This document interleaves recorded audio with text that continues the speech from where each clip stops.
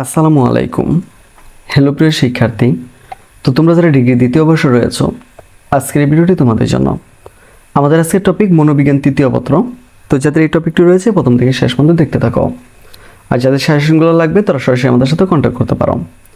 তো চলো বেশি কথা না বাড়িয়ে আমি তোমাদেরকে ক বিভাগ থেকে কিছু প্রশ্ন দেখিয়ে দিচ্ছি। ওকে, দেখো আমাদের প্রথম প্রশ্ন, জিন কি? মনে রাখবা, জিন হলো জীবদেহের অসংখ্য দানার মতো পদার্থ যাতে জীবন সুপ্ত অবস্থায় থাকে। আমাদের 2 নম্বর প্রশ্ন, বর্ধন কি? মনে রাখবা, পরিমাপযোগ্য শারীরিক পরিবর্তনকে বর্ধন বলা হয়। বিকাশ কি? এটা হচ্ছে মাতৃগর্ভের মুহূর্ত থেকে মৃত্যু পর্যন্ত মানব বিকাশের পর্যায়কে বিকাশ বলা হয়। এরপর দেখো, বিজ্ঞানীয় বিকাশ তত্ত্বের প্রবক্তাকে, এটা হইতেছে উইলিয়াম ফ্রিটজ পিয়াজে। দুটি বিকাশমূলক পরিবর্তনের নাম লিখতে হবে। তো দুটি বিকাশমূলক পরিবর্তনের নাম হচ্ছে আকৃতিগত পরিবর্তন ও অনুপাতের পরিবর্তন। আচ্ছা, এরপর দেখো, জীবন প্রসবের কোন সময়কে নবজাতক কাল বলা হয়? এটা হচ্ছে শিশু ভূমিষ্ঠ হওয়ার মুহূর্ত থেকে 2 সপ্তাহ সময় পর্যন্ত নবজাতক কাল বলা হয়।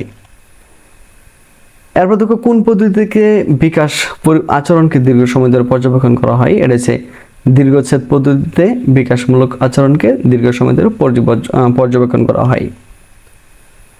এরপর দেখো, মনোসামাজিক তত্ত্বের প্রবক্তাকে। উত্তরটা হচ্ছে মনোসামাজিক প্রবন্ধের বা তত্ত্বের প্রবক্তা হচ্ছে জার্মান বিজ্ঞানী এরিকসন। প্রবল জিন কি?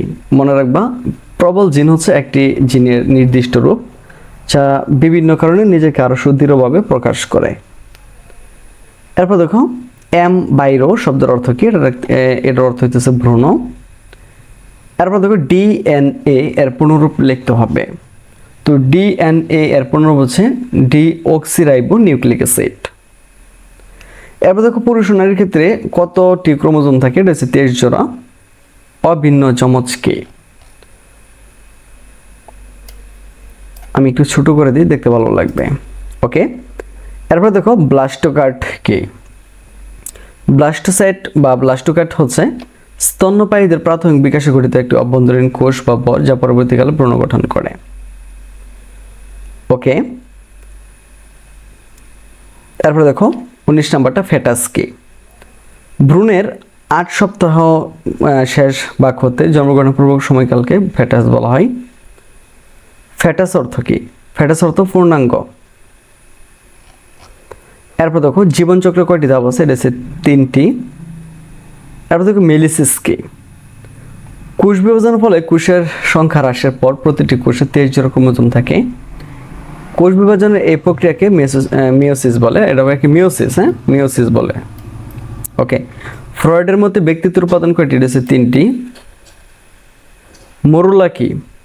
কোষের একটি দৃঢ় বল যা তোমার হচ্ছে নিষিক্ত ওবামের বিভাগ থেকে উৎপন্ন হয় এবং যা থেকে বাস্টলা গঠিত হয়। জন্ম প্রক্রিয়ার কয়টি ধাপ আছে? এটা হচ্ছে 3টি। তো এটা আমরা দেখে ফেলছি। এরপর দেখো, জন্মের সময় সাধারণত নবজাতকের ওজন কত থাকে? এটা হচ্ছে 7.5 পাউন্ড। বাক ত্রুটি কত প্রকার ও কি? এটা হচ্ছে বাক ত্রুটি 4 প্রকার, যেমন অ্যাপ্রাক্সিয়া, ডিসাস্থ্রিয়া বা শাটারিং বা বয়স। তো এইভাবে আমাদের ক বিভাগ, খ বিভাগ, গ বিভাগ প্রশ্নপত্র সাজানো গোছানো রয়েছে। তুমি চাইলে আমাদের সাথে কন্ট্যাক্ট করে এগুলো খুব সহজে নিয়ে নিতে পারো। তো আজকে এখান থেকে বিদায় নিচ্ছি। কথা হচ্ছে আবার একটি নতুন ভিডিওতে। সে বন্ধু সকলে ভালো থাকো, সুস্থ থাকো এবং আমাদের সাথেই থাকো।